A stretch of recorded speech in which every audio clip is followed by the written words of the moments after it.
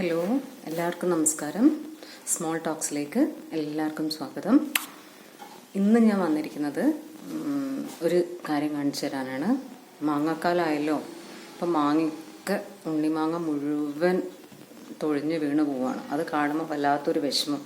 ഇത്രയും കുഞ്ഞ് മാങ്ങ വീണ് പോയാൽ ഇനി മാവിൽ മാങ്ങ ഉണ്ടാവൂലേ എന്നൊക്കെ തോന്നുന്നു നമുക്ക് കണ്ടാൽ. അത്രയും ഓരോ ദിവസവും കൊഴിഞ്ഞ് വീഴുന്നുണ്ട്. അപ്പോൾ അതിങ്ങനെ കണ്ടിട്ട് എനിക്ക് സഹിച്ചില്ല.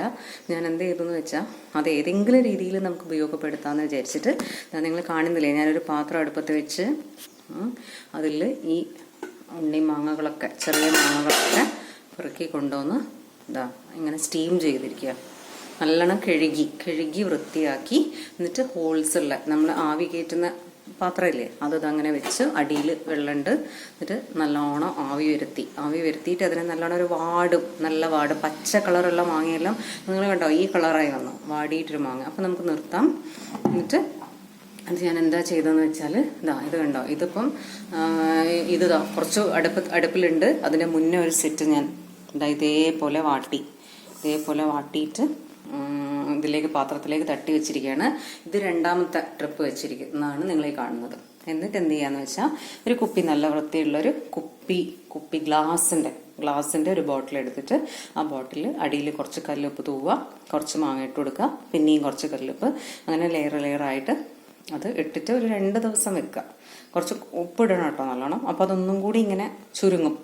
എന്നിട്ട് അന്ന് തന്നെ വേണമെങ്കിൽ നിങ്ങൾക്ക് അന്ന് തന്നെ ചെയ്യാം, അല്ലെങ്കിൽ പിറ്റേന്നോ എന്ത് ചെയ്യാന്ന് വെച്ചാൽ കുറച്ച് തിളപ്പിച്ചാറിയ വെള്ളം കൂടി ആ കുപ്പിയിലേക്ക് ഒഴിച്ചു കൊടുത്താൽ ഇത് നല്ല ഉപ്പിലിട്ട മാങ്ങയാവും. സുറുക്കിയൊക്കെ ഒഴിക്കണം അതിൻ്റെതായ ടേസ്റ്റ് കിട്ടാൻ. എന്നാലും വിനീഗർ നമുക്ക് അത്ര എപ്പോഴും കഴിക്കുന്നത് വയറിന് അത്ര നല്ലതല്ലല്ലോ. അതുകൊണ്ട് നല്ല നാച്ചുറലായിട്ട് ഹെൽത്തി ആയിട്ട് നല്ല ചെറിയ ഈ കുഞ്ഞു മാങ്ങ ഇതുപോലെ കുപ്പിയിൽ ലെയറാക്കി ഇട്ടിട്ട് കണ്ടത് ഞാൻ ഇതിൻ്റെ തൊട്ട് മുന്നേ ഇട്ട് വെച്ചതാണത്. ഇത് കുപ്പിയിൽ അടിയിൽ ഉപ്പിട്ടു, പിന്നെ മാങ്ങ ഇട്ടു. കഷ്ണം നടു ചീന്തി മാങ്ങയിട്ട് നടു ചീന്തിയിട്ട് മാങ്ങ അങ്ങനെ ഇട്ടിട്ട് കുപ്പിയിൽ ലെയറായിട്ട് ഇട്ട് വെച്ചതായിരുന്നു. ഇത് പിറ്റേ ദിവസം അന്ന് തന്നെ ചെയ്താലും ഒരു കുഴപ്പമില്ല. ഞാൻ എന്ത് ചെയ്തു, ഒന്ന് ചുരുങ്ങിക്കോട്ടേന്ന് വെച്ച് പിറ്റേ ദിവസം ഞാൻ എന്ത് ചെയ്തു, കുറച്ച് വെള്ളം തിളപ്പിച്ച് ആറിയിട്ട് അതിൽ കുപ്പിയിൽ ഒഴിച്ചു വെച്ചു. ഇപ്പം ഞങ്ങൾ ദിവസവും ഉച്ചക്ക് ഭക്ഷണം കഴിക്കുമ്പം 2-3 കഷ്ണം എടുത്തിട്ട് അതിൻ്റെ കൂടെ അപ്പം മാങ്ങയുടെ ആ ചൊനയോടുകൂടി, കാരണം ഉണ്ണിമാങ്ങയാണല്ലോ, അപ്പം അതിൻ്റെ ചൊനയോടുകൂടി, ചൊനാന്നാ ഞങ്ങൾ പറയാം.